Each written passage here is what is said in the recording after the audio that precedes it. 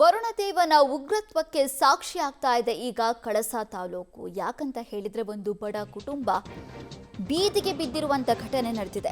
Coffee ನಾಡಿನಲ್ಲಿ ಭದ್ರೆಯ ರೌದ್ರತೆಯಿಂದ ಬಡ ಕುಟುಂಬವೊಂದು ಬೀದಿಗೆ ಬಿದ್ದಿರುವ ಘಟನೆಯಾಗಿದೆ. ಭದ್ರೆಯ ಅಬ್ಬರಕ್ಕೆ ಕಾಫಿ, ಅಡಿಕೆ, ಬಾಳೆ, ಏಲಕ್ಕಿ ಬೆಳೆಗಳು ಕೊಚ್ಚಿ ಹೋಗಿದ್ಯಂತೆ. ಅಷ್ಟಕ್ಕೂ ಈ ಘಟನೆ ನಡೆದಿರೋದು ಚಿಕ್ಕಮಗಳೂರು ಜಿಲ್ಲೆಯ ಕಳಸಾ ತಾಲೂಕಿನ ಹೊಸಮಠ ಗ್ರಾಮದ ಬಳಿ.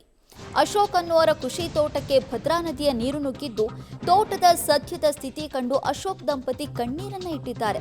ಸೂಕ್ತ ಪರಿಹಾರಕ್ಕಾಗಿ ಅಶೋಕ್ ಹಾಗೂ ಗ್ರಾಮಸ್ಥರು ಆಗ್ರಹವನ್ನ ವ್ಯಕ್ತಪಡಿಸಿದ್ದಾರೆ. ಕೇವಲ ಇವರ ತೋಟಕ್ಕೆ ಮಾತ್ರ ನೀರು ನುಗ್ಗಿರೋದಲ್ಲ, ಮನೆಗೂ ಕೂಡ ನೀರು ನುಗ್ಗಿದ್ಯಂತೆ. ಅದು ಕೂಡ ಇನ್ನೊಂದು ವಿಚಾರ ಏನ್ ಗೊತ್ತಾ, ಧರ್ಮಸ್ಥಳ ಸಂಘದಲ್ಲಿ ಸಾಲವನ್ನ ತಗೊಂಡು ಆ ಸಾಲದ ಹಣದಿಂದ ಇವರು ಬೆಳೆಯನ್ನ ಬೆಳೆದಿದ್ರಂತೆ. ಎಲ್ಲವೂ ಕೂಡ ಫಸಲನ್ನ ಕೊಡೋ ಹಂತಕ್ಕೆ ಬಂದಿದ್ವು. ಬಟ್ ಈಗ ಏಕಾಏಕಿ ಭದ್ರೆಯ ಪ್ರವಾಹ ಉಕ್ಕಿ ಹರಿದಿರೋದ್ರಿಂದ ತೋಟದಲ್ಲಿ ಹಾಕಿದ್ದಂತ ಬೆಳೆಗಳೆಲ್ಲ ನಾಶ ಆಗಿ ಹೋಗಿದೆ.